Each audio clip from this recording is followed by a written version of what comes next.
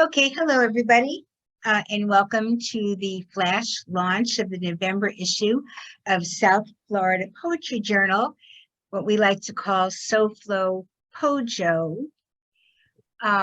Maybe we could call it SoFloFlajo for tonight.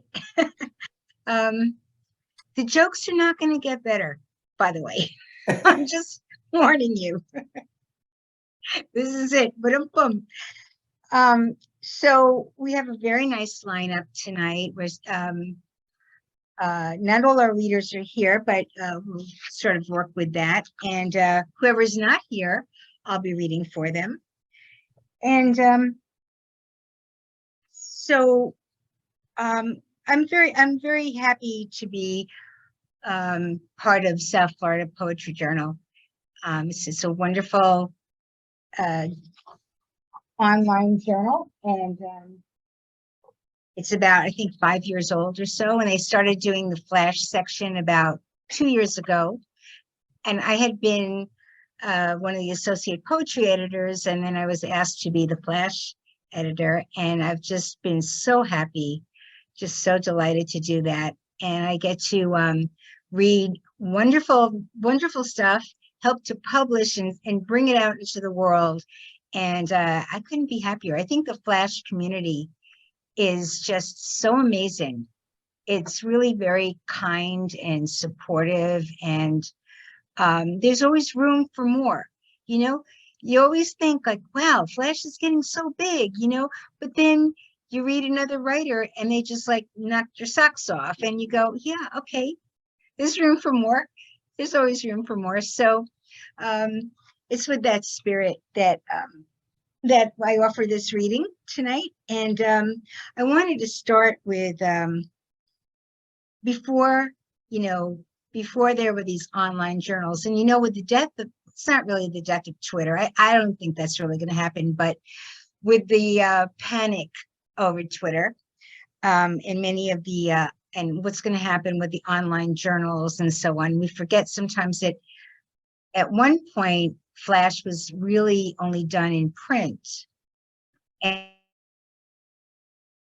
there were a few journals that were exclusively for print. And one of them was this Quick Fiction. Here, Quick Fiction. I have quite a few volumes of it. And some of the people in this Zoom room have been in Quick Fiction. And it's just something I would always submit to them, never got in it, so it was like a white whale for me. But so I thought I would just start the reading tonight. I like to kind of break the ice with someone else's reading. So this is by Greg Bashar, and this is called A Herd of Wild Donut Holes. A herd of wild donut holes. I was picking through a dumpster behind the donut shop one day when I found a box of donut holes. "Release us," one of them said, "and we will serve you for the rest of your life." I dumped the bag out onto the ground and watched in disbelief as the donut holes scurried off towards the north. The one that had promised me a life of servitude stopped at the cusp of the horizon and shook its little donut hole fist at me. That made me angry. "Who do they think they are?" I asked, and set out after them. What they had miscalculated was the speed at which a donut hole can travel versus the speed at which an angry man can travel. I caught up to the herd easily and picked them up one by one, cinnamons first, followed by the sugars, and then the plain. I popped each one into my mouth until all but the leader, a cinnamon, remained. I picked it up and held it at eye level. "Well, what do you have to say now?" I demanded. Okay, it said. "I will serve you the rest of my life." Since that day, friends ask, but they don't know that my life has changed in some small way for the better. I keep the donut hole in a little pouch I have sewn into my jacket shoulder. And whenever I'm in a lack for words, I lean my head a bit and it whispers in my ear. At night, it helps me sleep. The donut hole tells me the legend of the mother donut that all donut holes dream of returning to. I have never been happier. So that's, again, Greg Bishar from, from Quick Fiction.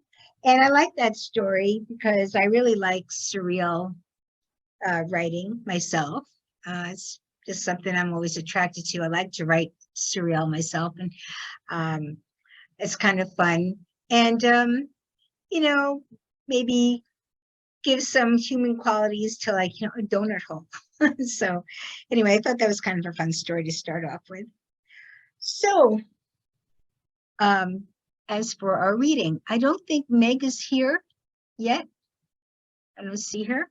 So I'll put her story to the side and we will start with Tommy Dean. Okay, Tommy. Tommy is the author of Tommy Dean is the author of 2 flash fiction chapbooks. Special Like the People on TV from Redbird Chapbooks 2014, and Covenants from ELJ Editions 2021. Hollows was published by Alternating Current Press 2022. He is the editor at Fractured Lit and Uncharted magazine, a recipient of the 2019 Glasgow Prize in Short Fiction. His writing can be found in Best Microfiction 2019 and 2020, Best Small Fictions 2019, Monkey Bicycle, and numerous lit mags. Find him at TommyDeanWriter.com and on Twitter, while it's still here, at Tommy Dean Writer. And also, I want to say he's really a wonderful workshop leader. I just finished a workshop with him, and I know a few of you in here were in that workshop. Wonderful. So I can't say enough about that. Okay. So, ladies and gentlemen, Tommy Dean. Thank you so much. Hopefully you can hear me. It's always weird that I'm in the headphones, but apparently it comes out better. So thank you so much for publishing me in this issue, Francine, and letting me read tonight. I'm such a huge fan of you and your writing. So without further ado, I will read the story in SoFloPoJo. This one's called Quick and Sharp.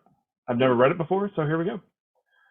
The first time he held the knife, the wooden handle polished and clumsy in his hand, he dropped it in the dirt. Your mother said you weren't ready, his father said, bending to pick up the knife, something in his body popping like a water bottle gripped too tightly. The boy, for he was young then, imagines his father dying, the casket and the dirt and the headstone gleaming in the mid-afternoon sun, and he wanted to walk away. But his father gripped his shoulder and showed him how to get the blade out, how to set it so it wouldn't bend back in. Told him to hold out his hand, palm up, finger splayed. Don't flinch, his father said. The boy waited for further instructions, but the man was silent as he gripped the boy's wrist, the blade cold as it whispered across the pad of his thumb. Blood wept. You have to understand how sharp it is, how quickly it can injure you, the father said, wiping the blade on his jeans. Quick and sharp. How you face this world. You hear me? The boy brought his thumb to his lips, the blood tasting of metal. He palmed the knife with his other hand, closing the blade inside, waiting for his father's boredom to release him back to the world of his imagination. Nothing died, and pain was unheard of. He was surrounded by birds and trees and wild grasses, and knives were never needed. His father walked off, his shoulders fading into the shadows of looming mountains, always on the horizon, watching over him. Thank you.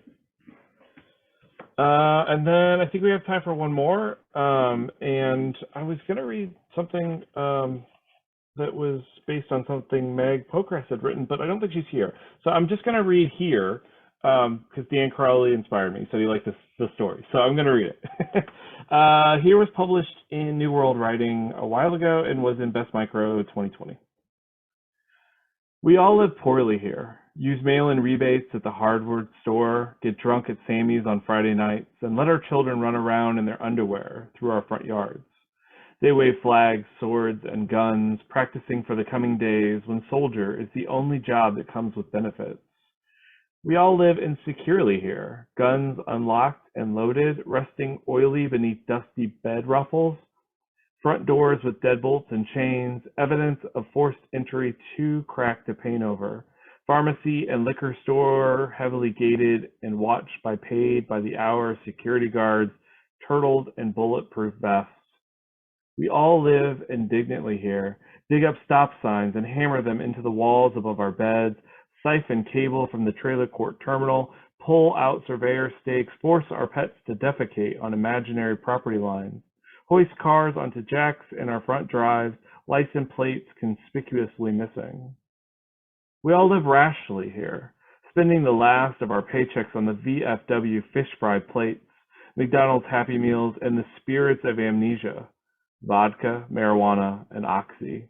We roll through town, timing belts squealing, humming along to 107.3 classic rock, looking anywhere but the fuel gauge, hollering through the striped soul ache of being unknown. We race trains and semis, dart through intersections, collecting unacknowledged badges of goddamn luck, leaving rashes of side panel paint everywhere we go. We all live permanently here. Football Friday nights, performing arts center dance recitals, candlelight vigils for missing tweens, bake sale Saturdays for mission trips and recess equipment, petitions for crosswalks and longer traffic lights. Car crashes, lightning strikes, and messy affairs whisper through the corn-arrowed fields. We all live ignorantly here, making references to our ancestors, those who scattered the ashes of cultures they couldn't bring to a caged harmony, claiming a land that was never promised, that seeps with miasmas of chemical cocktails, evolution feasting on its own tail. We stockpile weapons, hell-bent on protecting our ideals of liberty, while riding the twin thoroughbreds of abhorrence and distrust, proclaiming an erosive happiness. This, we say, is the only way to live. Thank you. Did you say the twin thoroughbreds of? Yes. What was that? Let me find it on the page. Twin thoroughbreds of abhorrence and distrust, proclaiming an erosive happiness. I mean, holy shit. Okay, just wow. I often thank you very much, Tommy. Thank you. By the way, sorry. I often, when choosing a piece, I don't know how different editors do this, but and in my own writing, I have what I call the sell line, SELL line, and that's the line that's going to jump out, and I'm not going to be able to say no to it. I mean, I'm hoping the rest of the story is good too, but I call it the sell line. That's a sell line. Thank you. Yeah. So, yeah. Okay. I just also want to say a special thank you to Michael McInerney, who's, manning he's like letting everybody in and everything. And he's our editor-in-chief and of SoFlo. So thank you, Michael, for your hard work. And, he's the one that emailed you and got this whole thing together. So really wonderful work. Okay, next, I'm going to read a piece by Faye Brinsmead, who was not able to make it tonight. And I want to just say that in her piece, there are a few letters. Like if you look at the piece on the page or on the screen, you could see it. So I'll do the best I can. And if at the end, I can't, I'll just say the letters, so you'll know what I'm saying. Anyway, Faye Brinsmead's writing appears in journals, including X-Ray Literary Magazine, Moon Park Review, New Flash Fiction Review, and Twin Pies Literary, and is forthcoming in Flash Boulevard. Well, I think it already happened. One of her pieces was selected for inclusion in Best Microfiction 2021. Another was nominated for the Pushcart Prize. She lives in Canberra, Australia, and tweets at Contest to Faye. Faye Brinsmead. On her hands and knees, the girl searches.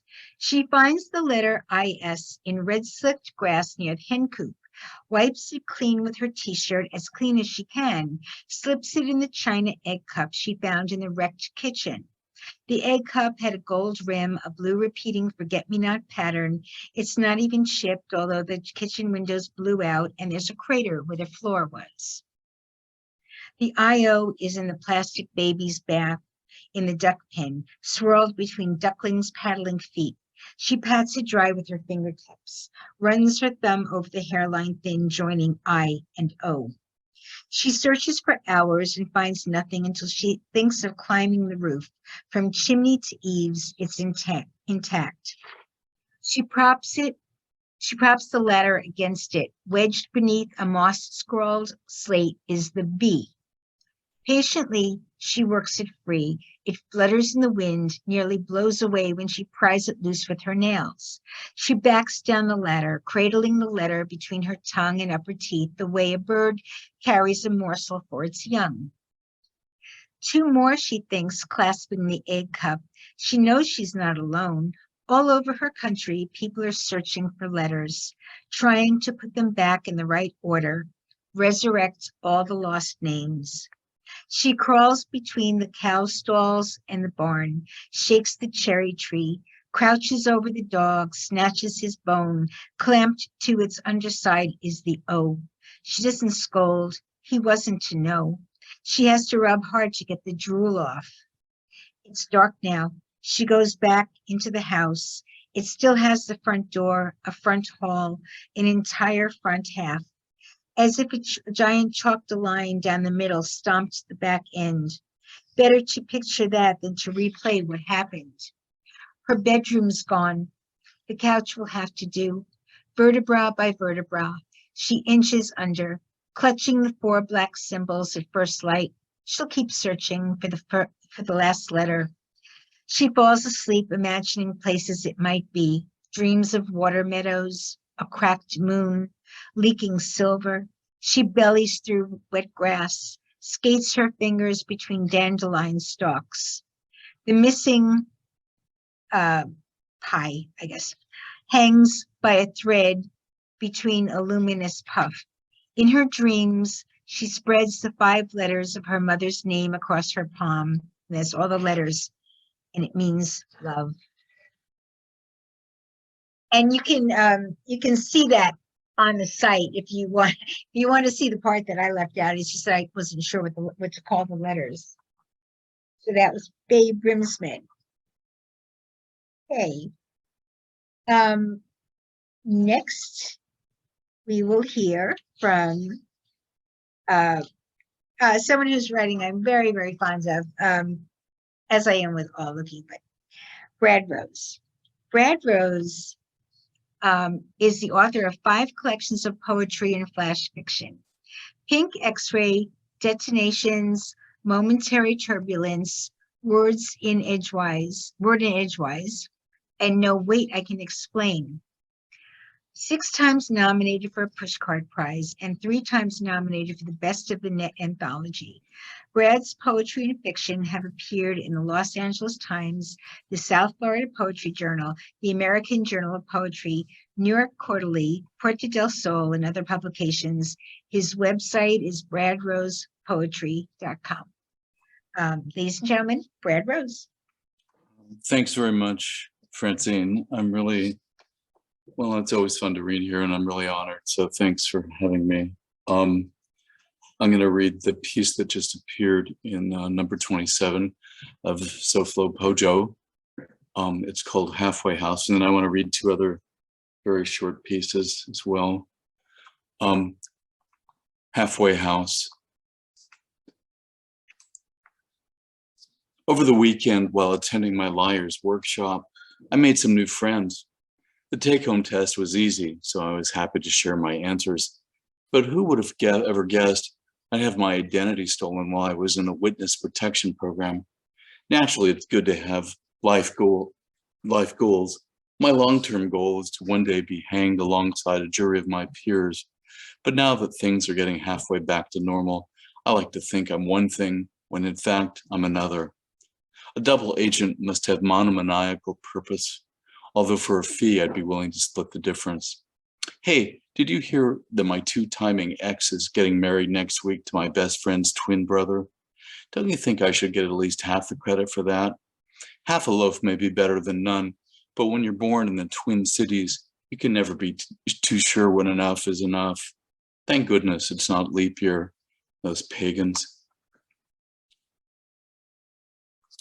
The next piece is called Red, White, and Blue Alligator Snakes. It's those damn patriotic snakes again. No, not the flesh-eating ones. They're not so bad. It's the gristle-eating ones that really get under my skin. Of course, we wouldn't be in this mess if Adam hadn't eaten from the tree of forbidden donuts, but that's all blood under the bridge now. Rome wasn't built in a day. Did you know that the sex of animal researchers affects the results of mouse experiments? Of course, I had no idea that mice conducted experiments, but only time will tell what time it is. Yesterday, after I departed from Sugar's, I returned to my temporary lodgings to contemplate why I must watch so much must-watch TV. My twin cats, Strum and Drong, skulked around and meowed so pitifully I had to threaten them with a one-way trip to Miss Kitty's alligator farm. Miss Kitty's corporate slogan is, "At Miss Kitty's, it's all bite and no bark." Those toothy carnivores are neither fish nor fowl. Like Patrick Henry said, give me treason or give me death. The last piece is called Penthouse. Took the express elevator, skipped the first 35 floors. Now I'm trying to remember my dreams and vice versa. So I'm feeling better, but worse. I'm sure it's too true to be good. What's your favorite temperature? Yeah, mine too. Although in the grand scheme of things, I'm sure it has its moments. Cinnamon says my personality is very Canadian, so I'm filing things in geometrical order just to be on the safe side. This morning, I chose the beer that's just right for me. Like the junior prom, what doesn't thrill you makes you stronger. In fact, there's no need to ban books. People are free to be as dumb as they like as long as they're willing to pay for it. Of course, most Americans want to be fired so they can rest assured, but don't take my word for it. There's a whole world out there. It's better to be late than sorry. Yesterday, there was a dip in the national employment figures. You'd think everyone was trying to avoid an honest day's work. Then for a few minutes, it looked like the economy was on an upswing, but the Neptunists rallied and beat the Vulcanists. Of course, these days, everyone is an enemy of planet Earth, but it doesn't take a genius to know which side you're on. Although, like a penthouse, it all depends on who comes out on top. Thanks. Wonderful, Brad Rose. I had the pleasure of blurbing his newest book. Just wait, I can explain. So that's out, and you want to tell us how we can get a copy? Want to maybe put the link in the chat, or yeah, I'll put the link in the chat. That'd be great. Yeah, it's like it was just so much fun. I mean, you could hear he's really fun to listen to, and it's like all of his stuff is like that.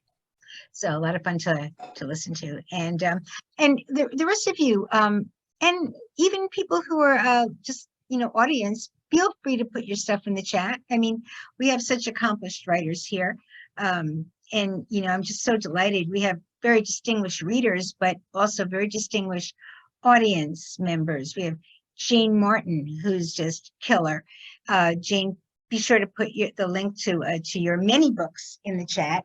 Robert Scodolero, just flash fiction royalty over there.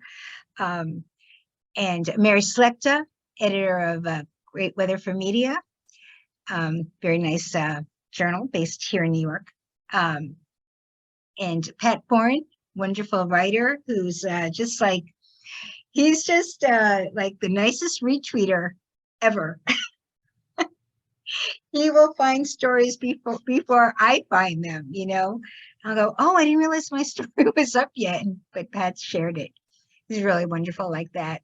And Paul Beckman, of course. Paul runs F-Bomb, which is the it's a wonderful, if you haven't checked it out, Paul, maybe you can put like your website or something, or your email in the chat so people could get in touch with you. It's every first Friday night on Zoom, first Friday night of the month, and he's got just flash fiction people from all over the world. It's really wonderful. And you know, he was doing it in person in real life, but now we're doing it on Zoom, which I'm personally so happy about. So please check that out. And so wonderful. And Charlotte Hamrick, I see you there. And so I see everybody. And this is like very happy that everyone's here. Okay, I'm going to read another piece of someone who is not here with us. His name is Steve Gerson. Steve Gerson writes poetry in Flash about life's dissonance. He's proud to have published in Panoply Zine, Route 7, Poets Reading the News, Crack the Spine, The Decadent Review, Underwood Press, Dilly Dune Review, in parentheses, Vermilion, and more, plus his chapbooks, Once Plain Straight, Poetry of the Prairies and Viral, Love and Losses in the Time of Insanity, from Spartan Press. What lurks beneath the lake? Davy was just diving, you see, he said, pointing at the photo lying next to a watermark scarring the kitchen table where he'd placed his sweating highball glass, now drained. A cigarette dangling from his gill-slit lips. He lifted a bottle and said, "Want one?" "No," I declined. Ha! He chortled as if deeply inhaling unfiltered truth and blew me a plume of delusion. "More for me, then," and poured 3 fingers of Jim Beam. I didn't mean anything, you know. I was just funning him, saying, "Come on, jump, jump. The water's fine. Look, I'm dog paddling. It's so deep," though I was standing on a sandbar. And he laughed again, a squeal sounding like nails pulled from a coffin. You know how kids are, taking a swig of his liquor, the liquor burning his throat like an acetylene homebrew. He coughed, wiped his eyes, and stared into the past as if drowning in an undertow. The twins were jostling on the pier, waiting their turn. Sis, as always, a marsh reed filtering sludge, sat off to the side, wearing red to stop. She'd warned us all, whining, "Don't be diving, ye hear?" I don't know what fear had fed her. I'm sorry, I'll read that again. I don't know what fear had fed her. Maybe them damn skeeter bites, maybe some water moccasins thrashing, maybe a squall we saw earlier that day building in the north, maybe the pier's jagged pilings looking like gator teeth or like beans fingers grasping. But it all enclosed her like a noose. I guess you gotta believe in ghosts if they speak to you. And he shivered at the memory. Anyway, Davy said, the water's too shallow, him barely breaking the water's surface, the dive like a dagger. The coroner said Davy probably didn't feel a thing with a broken neck. He pulled the highball glass to his lips for another sip. The glass was empty, but one hand dripped from down his side like a snake venom. That was Steve Gerson. Okay. Now we are going to hear like a little double shot here of contributors. We're going to hear from Akhila Pingali, and she's going to read her piece and a poem if she wants to. And also Frankie McMillan, who many of us are familiar with. Okay, so Akhila Pingali is a writer and freelance translator based in Hyderabad, India. And that's where you are right now. She has an MA in English literature. Her work has appeared or is forthcoming in Brave Voices magazine, 5 Minutes, Tint Journal, Contemporary Literary Review India, and an anthology called 97 Poems. You can find her on Twitter at Akhila Pingali. Okay. Thank you, Francine. I just want to say it means a lot for me to be here because this is my first flash fiction publication and my first ever reading. So thank you so much. Thank you for this opportunity. Okay. First response. Now I'm flying. Now I'm nosing around the stopped up bowels of Hyderabad, vipers gutter-studded and fluorescent. Now I'm belting forward to the red and blue strobe overhead, to a pregnant woman screaming in the back against a chemical sky threatening to wrench its guts out, to the dead silence of a baby coming out the wrong way. Now I'm a winding cirrus on a paper bridge over a plastic river. A city's collective relief, cries rising like methane from below. Now under neon lights and exhaust fans, a crimped sleep. Past two teenagers in a photo, cropping out street trash and ambulance sirens like millions of lungs filtering. Now the wind, a messenger of burning sulfur. Now my daughter's sleeping form as I kiss her a motherless goodbye to bring someone else into the world sometimes a room, the room once a body, claiming a life to sustain another. The inching, the straining through tortuous entrails, the endlessly turning wheels of the city and the people churning under them. And for a terrifying split second that I will replay to exhaustion in the years to come, I hope, for its own sake, the baby does not make it. Thank you. So since I do not have another published flash piece, I will read a sort of prose poem of mine that also got published this year. It's called Madness is a Personal Metaphor. My body is a tree, so I stand stock still on the sidewalk, wriggling my toes in the dirt. If my head is a wired eyrie, birds are thoughts of prey. Sometimes they come clutching a dead rat, others a kicking sheep. I spin under a bus shelter for better nestling. I tell the mountain trees waiting for the bus, I am a vessel that takes the shape of the humors. Tell, don't show.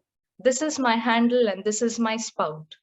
There is no space to be a teapot on that government bus. I tell my crockery friends riding with me that I'm separated from my world by a layer of wasp wings, so that when I touch my community, I'm not actually touching them. And when I see them, they color differently. The strangers peer back at me through a cataract over their one conventional eye. When someone flags down the bus, I creep over on my bottom and wriggle fluently down the stairs. That's how water would do it, the world's greatest solvent. The irony is, when someone asks for a drink, I am dry.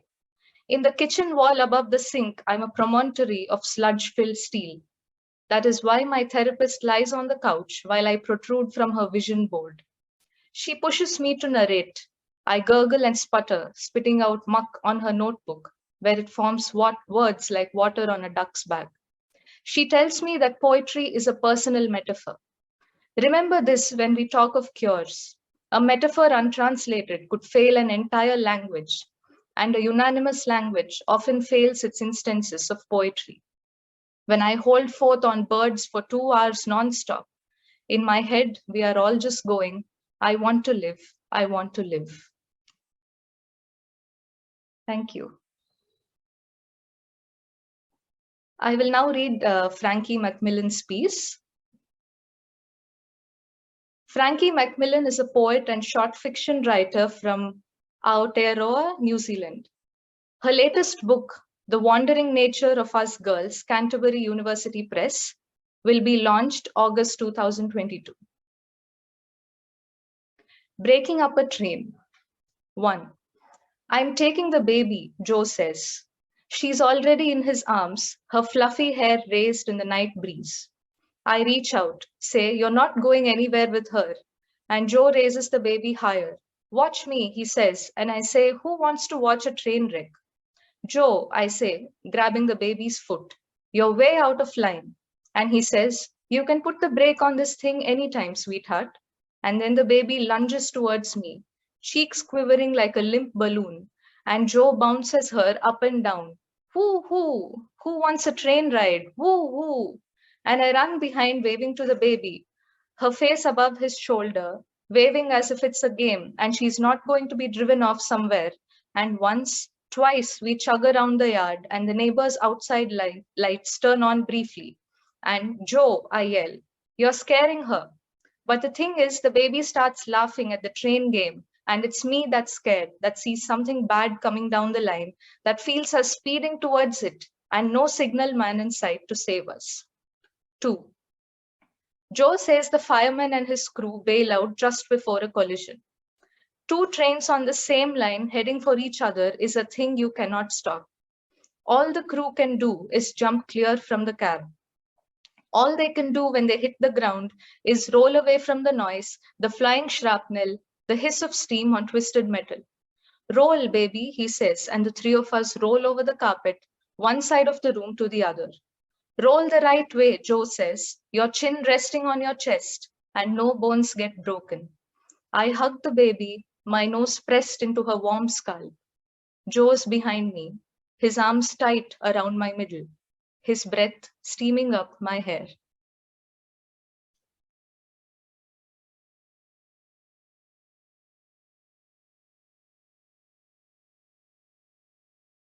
Thank you so much, Akhila. That was beautiful.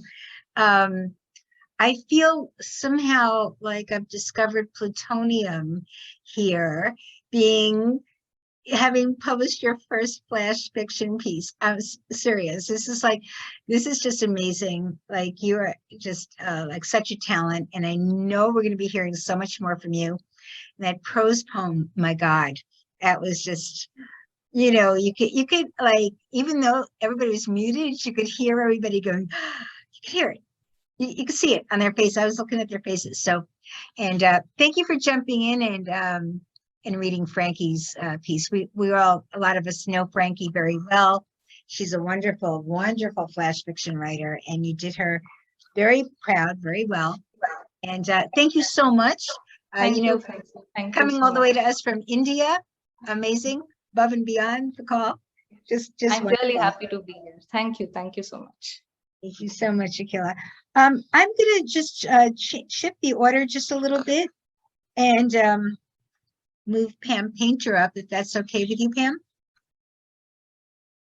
Yeah. For some reason I can't use the chat. I don't know why. I can't get rid of the list. Okay. Are you sure? Yes. Okay. That would be great. Yes. Since the date changed, I have to leave at 8:15. What a wonderful evening, though. Right. So we'll just bump you up a little bit, and you know, Dan, I hope you understand, Dan Crawley. We'll go right after this. You know, this is an interesting, as it turns out, like one of these like happy accidents, where here we have someone, we just heard someone brand new, just hatched right into the flash fiction community. And now next, we're going to hear from just one of the mothers of flash fiction, just Pam Painter. You go back even to, you know, the first, were you in the first Norton anthology? Yeah. Flash fiction, which is the first one that I ever saw. You know, there's been 9 of them, I think. The 10th one is coming out in February. And, you know, that was the first one. I don't remember where I came across it, but it was published by Norton. And it's just, like, wow, what is this? Flash fiction. And Pam Painter was in there. And she was the person who I was alluding to before, is in almost all of the quick fictions, all the ones that I saw. Just, you know, I met Pam way back when I was in Vermont College. She was teaching fiction. I was taking poetry, and, you know, yada, yada, yada, here we are. And so she literally wrote the book on prompts. Okay. I think there's a new version of it, but it's What If, right? Is that what it's called, Pam? Right. Yes. So anyway, so it's just a nice combination, brand new and original gangsta. Okay, so Pamela Painter is the award-winning author of 5 story collections. Her stories have appeared in The Atlantic, Flash Boulevard, Harper's, Michigan Quarterly Review, 100-Word Story, Plowshares, New Flash Fiction Review, Smokelone Quarterly, Bestseller Review, among others, and in numerous anthologies, such as New Micro, Pam's Stories, or on the YouTube channel Chronic Geo, and have been staged by Word Theater in Los Angeles, London, and New York. Her newest collection is Fabrications from Johns Hopkins University Press. Ladies and gentlemen, Pam Painter. Oh, thank you, Francine. What a great evening. And by the way, Jennifer Candy, who did quick fiction, was a student of mine. I think I taught flash fiction. I was probably one of the first teachers back in the 90s. And I tried to talk her into continuing quick fiction, and she just decided to stop. So that, I think, was a real loss. But anyway, so I'm going to read the story that Francine published, and then another one that was in Meg Pokrass's journal, and that Scotty published in New Micro. So first is Sorrow Everywhere. At first, it was just light ash drifting down from somewhere. We didn't look up and we didn't ask. Children drew cartoons in the ash on the sidewalks, and my neighbor said it was good for cleaning windows. That and crumpled newspaper. For a week, her windows glinted with the dazzle of clean glass. Then the ash wasn't light anymore, and it seemed to be drifting sideways. My neighbor stood at our fence and called over that it was good for her roses and probably for my hyacinths. The children measured out a hopscotch grid in the driveway and dusted off round stones. My husband lost interest in football and blamed it on poor TV reception. Nothing seemed threatening. We went about our lives to our offices and warehouses and schools. Newscasters swooped and glided in front of their digital weather maps, wearing brightly patterned dresses or silly ties. The government assured us that mail delivery would not be interrupted, and that AI crews were assembled and at the ready. Ready wasn't alarming. Banks ran out of bills larger than 20.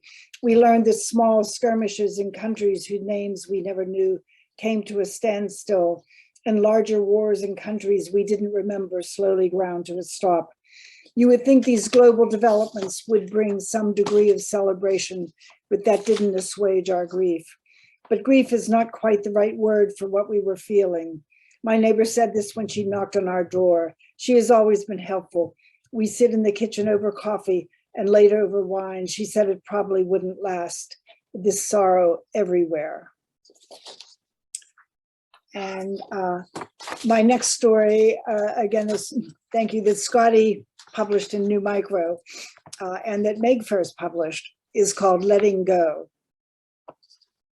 I'm standing at the south rim of the Grand Canyon photographing florid, undulating rock walls that drop to alarming depths.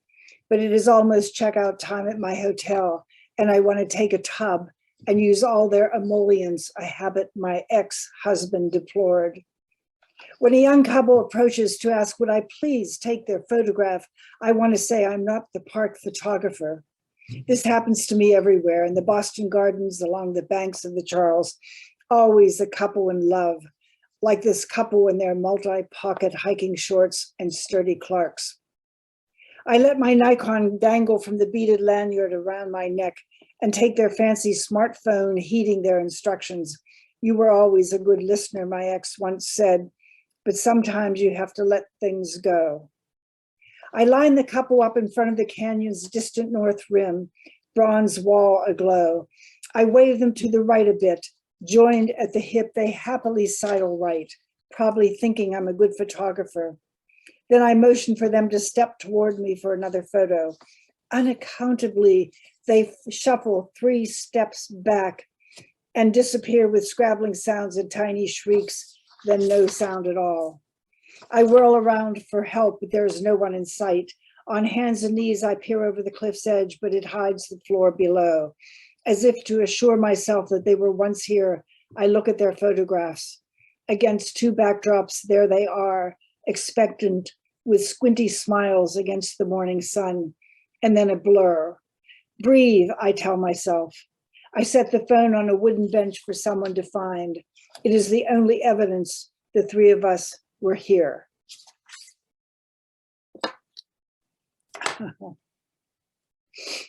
Amazing, amazing, Pam. It's so good. And you mentioned your YouTube things on YouTube. One of my favorite things of yours is that Edward Hopper. Right. What is the name of that?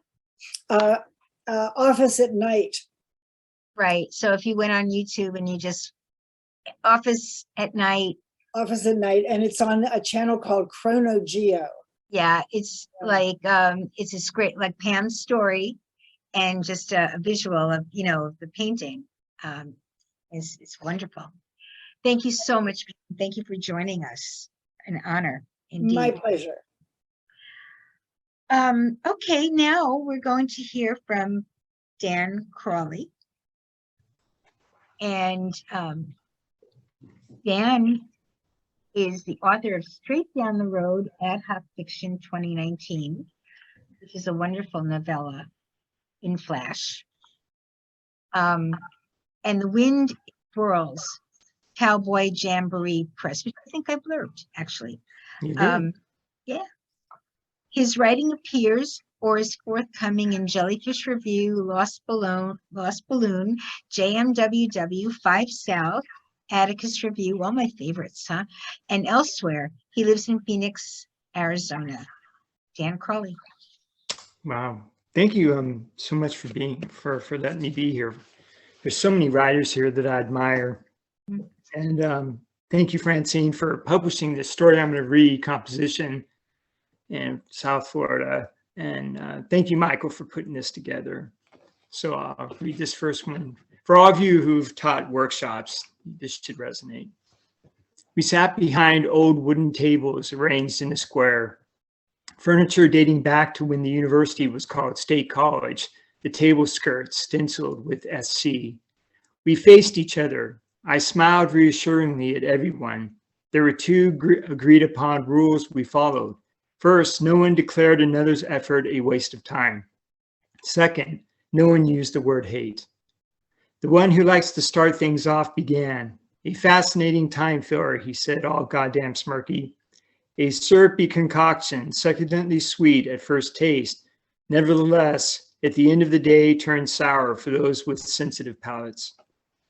In my office, I stared at the SC tagged on the bottom of the desk drawer. I'd never noticed it until now. These initials had become ubiquitous, and they were also the initials of my alleged beloved. I found SC's last known email address and mulled over what to send in a note. I knew I'd follow the rules, regardless if ever reciprocated. I'd employ a multitude of terms, relating the same goddamn sentiment, line after line. I composed in the fullness of time. So that's that story. Thanks. So I'm going to read another story. This one actually came out last week, and a lot of you, I really appreciate all the love it's gotten. It's a story that's really close to me, and I'm so happy that Eric took it. So this is called Something.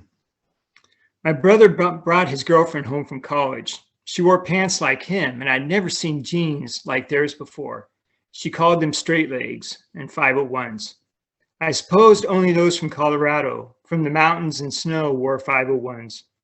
She said to my dad, "You're something." She sat on the arm of the sofa next to my brother. Mom smiled politely. Dad blushed a hot pink, and I could not stop staring at her. She didn't wear makeup or dress up like my brother's past girlfriends. I noticed how others stared at her too, in restaurants, at the movies, at the mall where she took me because my brother was too much of a dick to take me. My friends from school were at the food court. They made what she called googly eyes as she walked next to me, her elbow hooked over my neck. I could feel my face grow warm. I'm sure I looked like my dad. She bought me my first pair of real jeans. My brother teased me because of the way I tried to walk around the house in them, like taking strides in cardboard. She told my brother that I was going with them to the beach after dinner. That was how she put it. She never saw the ocean before, but it was late at night and there wasn't much to see, except for the stupid foam creeping up the beach. So we listened to the sound of the water on the move. We built sandcastles with styrofoam cups. I built my high turret close to hers while my brother was busy fortifying the thick walls. Then she said to me, "You're something," as I tried walking in the stiff jeans across the sand, and she laughed. My brother said, "I told you." She told me I needed to break into 501s, get them really soaked while wearing them so they'd fit better. She wanted me to run into the Black Sea with her, even though her jeans were soft. My brother, what a total dickhead, sat on the sand, told us we were deranged. Since we were both so drenched, she sat in the back seat with me on the way home. I got my guts up and put my head in her lap, staring up at her pale chin. She sang that song from Snow White in a high voice. Soon I got my guts up again and whispered, "You're something." She smiled down at me. She combed my wet hair with her fingers and sang about her prince showing up. Thanks. So I'm going to read one more real quick. This is the shortest story I think I've ever had published. No, I've had some others, but this one, I don't think it made it to 100. So again, this is another one of my teaching stories. It's called Educated. It is the last night of class. The students bring me gifts, several bottles of gin with a distinctive colored glass. These students came up with the answer that it's my favorite kind. I keep watch on the window in the classroom door. I'm a nervous scholar, past and present. The students say they feel bad about the beginning of the semester, that first night, how they behaved. They say they know better now. Thank you. Thank you Thanks. so much, Dan. Thank you. And yes, I know that this second story that you read did get a lot of attention on Twitter, which is one of the wonderful things about Twitter, right? That's what we love about Twitter. Yeah, The way it's a awesome. story can just, spin out of control, It's wonderful. It's wonderful. I urge everyone to check out Dan's Straight Down the Road if you get a chance. It's a really wonderful novella in Flash. And his the second book that I mentioned, what was, I'm sorry, title again? The Winded Squirrels. Yes, The Winded Squirrels, I'm sorry. And both really wonderful books. And if you want to put in the chat how we can find them. It's Amazon. Go to the Amazon, big yeah. place. Yeah. Wait till Amazon starts playing mind games with us. I know. Then we'll really Oh, well. we'll really be in a pickle, Right. Yeah. So thank you very much Thank for you. Dan. I'm going to just read Peter Cherches. His bio is almost as long as his little story. Peter Cherches, who actually, the reason he's not here is he doesn't have Zoom. I said, "Do you want to come to the reading?" He says, "I don't have Zoom. I don't have Zoom on anything." I was like, okay. So Peter Cherches, called one of the innovators of the short story by Publishers Weekly. Peter Cherches is also a jazz singer and lyricist. His latest book is Masks, Stories from a Pandemic, Bamboo Dart Press. He is a native of Brooklyn, New York. Here's the story. Limited editions. Only 5 were ever produced, a very limited edition, handcrafted by artisans who were fed the tradition as mother's milk. 2 were in private collections, 2 in craft or folk art museums, and 1 is unaccounted for. It was last seen in Poland in 1939 to Shelley Kaminsky, who has the 5th one hanging in her living room wall. It's just a tchotchke. She retrieved from the house when her mother died. She knows nothing of its provenance, its rarity, its quality, but she remembers it from when she was a kid. Just a little reminder of Mom, who never wanted to talk about Poland. And by the way, just so you know, a tchotchke, it's like this is a tchotchke. Okay, this is like a little thing, it's like a little thing you have around the house, a little tchotchke. So that is Peter Cherches. So I also want to say Mary Grimm is in the house. Gloria Mindock. Gloria Mindock is the publisher of Trevena Press, wonderful press based up in Massachusetts. And so wonderful to have all of you here. I'm going to, because it looks like Meg's not going to make it. Maybe she got eaten by the Loch Ness monster. It's very possible. So I'm going to read her story. It's a set of like little bits. And, you know, Meg is a wonderful workshop writer, wonderful friend. And she is the author of 7 collections of flash fiction and serves as the founding manager editor of Best Microfiction. So she started that whole microfiction thing there. Recent work has appeared in the Best Small Fictions 2022, the Wigleaf Top 20 in Flash Fiction America, which is the new Norton that's coming out in 2023. She lives in Inverness, Scotland. Okay. Unusual Loch observations. Dinosaur to dinosaur. You probably weren't expecting a dinosaur, I said to the monster hunter. I don't even know how to use a dating app, he replied. His skin appeared non-water soluble, but my heart was a silly old sponge. Our lips stretched towards each other like fishing lines.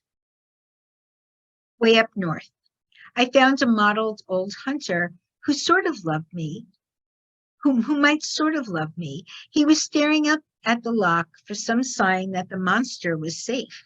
He threw me a rope made of waterlogged compliments, then dove back into the water to save her. Martyr. We waded into the loch, our wetsuits shining like renegade seals in the mist. Nessie, they say, lived to end our happiness. If we walked the dog 20 minutes late in the morning, her prehistoric eyes became overfilled buckets. Uncorked. Whatever he said next would unpop the cork in my behavior, which was going all eyebrows up. Because I was bait, because he was neon happy around invisible creatures, and the more impossible that animal, the easier it felt to paddle near him. Injured monster. When I brought the monster hunter home, Mom flashed her pearly yellow teeth and lipstick-stained smile. You're juicier than the last, she said, pinching his bottom. She hooked him her flipper, kissed the beast on his snout. This one is injured, Ma, I reminded her. Here we are until we feel this useless. So much about getting old is being ready to see the monster who shambles to your door with a cigarette dangling from its beautiful mouth, a satisfied gleam in its eyes, as if the world has finally made love to it the right way. But today I am all fished out. Back to square one with the stars, drinking alone and hoping for a nice long slumber. Clarity threat. Clarity flutters through the stale air of the trailer like a spastic butterfly trying to get out, attacking like a giant hogweed sting, rising from exhaustion, playing the electric piano with its smarmy little claws. Clarity tells me that there is only one truth, and that it's not the ecstatic one I've been hunting for. If you were canny, Clarity says, you would stop telling everyone that something might be out there. Clarity makes me a pot of chicken soup from the carcass of a dead chicken. You need a regular life now, it says, a job, a man. You need to be less sleep deprived. It picks me up like a wave and delivers me back to the beach of my childhood, without a dream and without a monster to love. What he didn't find and what he did. He did not find the monster, but he found a way to tell people what he didn't find. He called it a full disclosure. His sign read, "We probably don't have a monster." It made him less accountable for miracles. He was in love again and wanted everything out on the table before she arrived. She may not look ready, but he'd forgive her for that. Her name was Selena. He met her in a website for recovered dreamers who wanted to get married quickly before the next dream. He liked what she stood for. She said, no Hollywood happy ending for Selena is just fine. He liked that. He liked that just fine. Memories of a kiss. Last time I was at this place, an old monster hunter tried to kiss me. We'd had a nice discussion and ended up strolling around in the loch. It was a lovely day, and the hedgehogs were out. When he leaned me against a thick tree trunk, I felt a bit pleased to know that this was not in any way going to be a normal day. I was going to be caught. Some old hunters are like this. I now understand, unable to stop. I've read the handbook on this. So now I sit on the beach very close to him, wary of young men, holding my old dog close, tasting the salt from each wave, while the world's oldest monster hunter lets me know why it took him so long to find me. Ed Pokrass. And last but not least is a very prolific writer, somebody I've been seeing a lot of, and we're lucky enough to have one of his stories in SoFlo. And Eliot Lee. Eliot Lee lives in California. His work appears in, or is forthcoming in Craft, Smokeland Quarterly, Pithead Chapel, Trampset, Fractured Lid, Pigeonholes, all great journals, and elsewhere. He's on Twitter at Eliot Lee, too. Eliot Lee. Thank you, Francine. Thanks for the nice intro, and thank you again for publishing my story. Okay, this is Mr. Ah Yup of the Mongolian race applying for naturalization. Holding his flickering candelabra, Judge Lorenzo Sawyer pulls 2 anatomy books from the wood-paneled shelf in his study. He settles at his desk in his white gentleman's nightshirt. His task, to decide the color of an Oriental man's skin. Mr. Ah Yup stood in his tailored suit, mustache trimmed, black hair parted to one side. He was the first Chinese man to petition for citizenship in the United States. I've lived in California for 20 years, he said, his voice booming across the courtroom. I helped lay down the train tracks and build the station that put this town on the map. My loyalty lies here. At his podium, Judge Sawyer leafed through the papers, the revised statutes that declared any free white person and aliens of African nativity may be admitted to become a citizen. He skimmed the documents again, but there was no language addressing what to do with a man from China. Ah Yup rented a 1-bedroom bungalow with his family near the Mountain View train depot, 2 blocks from the judge's multi-storied Queen Anne. Mr. Ah was proprietor of the East-West Oriental Food Company on Castro Street. Judge Sawyer passed the storefront every day on his walk to the courthouse. Mrs. Sawyer, a regular customer, bought chard and long beans, the freshest greens in the area. One Sunday after church, they brought Lorenzo Jr. to Ah's Market, and Jr. left clutching a live red-eared turtle saved from the butcher's knife in the back. Since then, every time Mrs. Sawyer picked through the market's vegetables, Ah gave her a bag of lettuce clippings and zucchini for the boy to feed his turtle. My daughter, same age as your handsome son, Mr. Ah said, approaching the judge's podium. She wants to go to school, but without naturalization, she can't. He took off his coat, rolled up his sleeves, and held out his arms. My skin is white, same as yours, as white as everyone in this courtroom. Judge Sawyer knows his wife is upstairs, waiting for him, but he's still mulling over Mr. Ah's whiteness argument while thumbing through Carl Linnaeus's human taxonomy book, Systema Naturae. Ah's skin had indeed looked white, so why shouldn't he be classified as white under the law and be allowed citizenship? In the matter of the skin color of Homo sapiens, there are 4 divisions. 1, European, whitish. 2, American, coppery. 3, Asiatic, tawny. And 4, African, black. What did Linnaeus mean by tawny? Judge Sawyer regards his own forearm poking through his nightshirt. In the candlelight, his skin looks something between orange and brown. He ponders his British heritage, the gold Sawyer family crest. Of course his own skin was white. Tawny, he thinks, the color of amber. Mrs. Sawyer appears in the study doorway, her eyes half closed. She leans against the carved wooden moldings. It's late. I'm trying to decide whether Ayup should be naturalized. She glides forward, reaches over his chair, wraps her arms around his chest, nestles her cheek into the nape of his neck. Mr. Ah is a kind man, she says. He has a clever wife and daughter. The whole town shops at his store. Of course he should be naturalized. Judge Sawyer peels her hands off his chest, turns to her.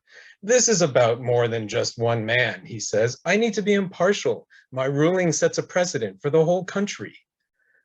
Mrs. Sawyer's gaze doesn't waver from the grandiosity in his widened eyes.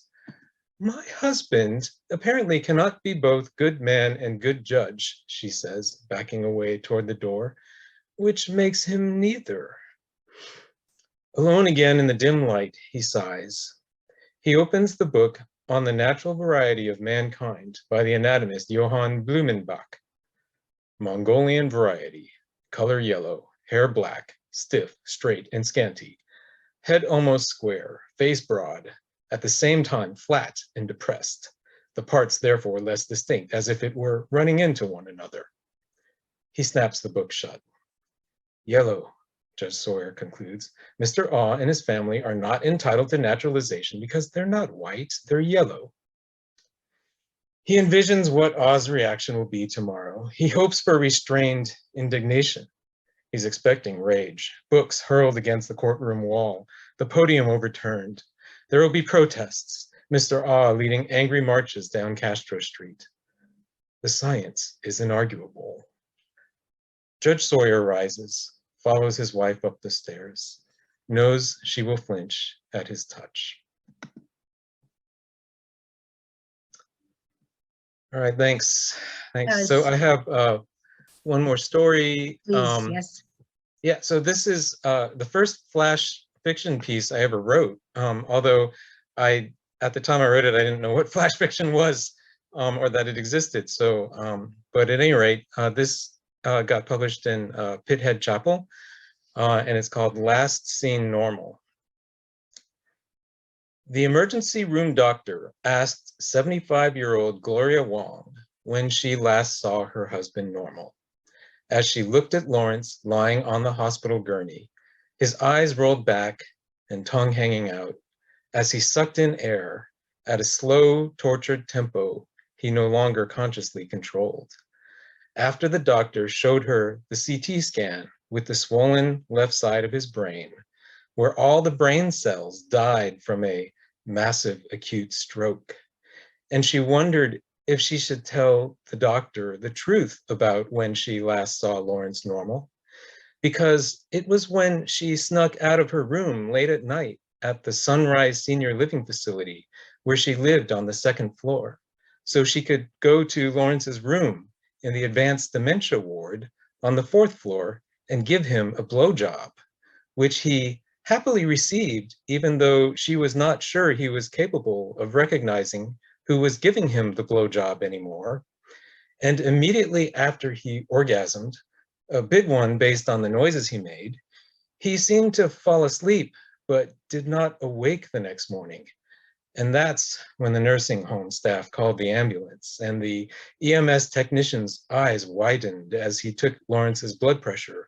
And as they were bouncing around in the back of the ambulance, siren blaring, she remembered the first time she gave Lawrence a blowjob in Shanghai 50 years ago, after Lawrence had driven her around the city wearing his tailored brown suit in his shiny black Ruxton Roadster with the top down.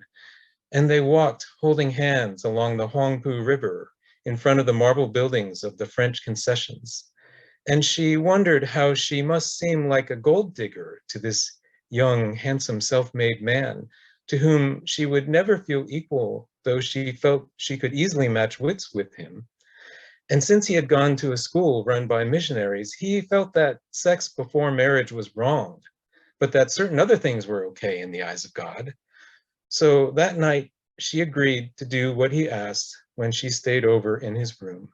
And when they eventually got married and the Communist Revolution came, and they fled China for their lives since Chairman Mao wanted all the intellectuals and all the landlords thrown to the bottom of the Yangtze River, they came to America with nothing but a few framed photos and his tailored brown suit. And they lived a good and modest life in the US with him working as a salesman at Macy's. And as she looked at what was left of her husband lying motionless on the gurney, she realized what was lost, that she would never hear him speak or do anything with purpose again, and she decided not to tell the doctor.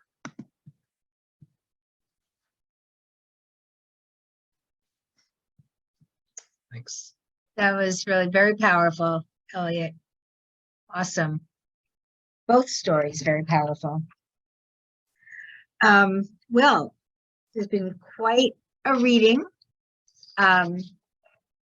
And I want to give, let's give another, you can take yourselves off mute.